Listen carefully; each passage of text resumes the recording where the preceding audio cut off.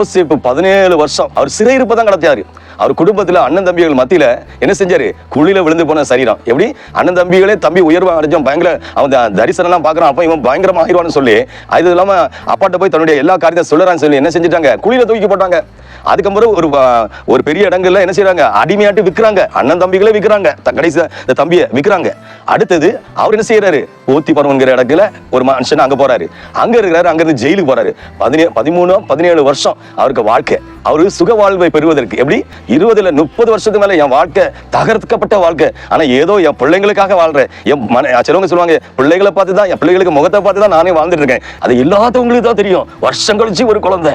ஹல்லேலூயா. தேவப்பிள்ளை, அப்படி நீங்க யாராச்சும் அனுபவிச்சிருக்கீங்களா? ஹல்லேலூயா. நம்ம சுகத்தை கொடுக்கிறவர், பலத்தை கொடுக்கிறவர், நம்மளை ஆசீர்வதிக்கிறவர், பொருளாதார தடை நீக்கிறவர், குடும்பத்தில் உள்ள வியாதிகளை மாற்றுகிறவர், பிரச்சனைகளை மாற்றுகிறவர், எல்லா காரியத்துக்கும் எல்லாத்துக்கும் சொல்யூஷன் முடிவு ஆண்டவர் சமூகத்தில் இருக்கு.